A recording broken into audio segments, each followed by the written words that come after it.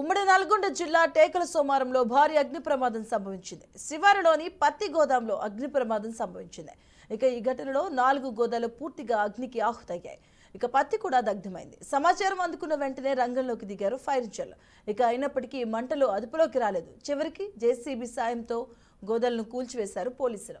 Short circuit తోనే అగ్ని ప్రమాదం జరిగి ఉంటుందని అధికారులు అంచనా వేస్తున్నారు.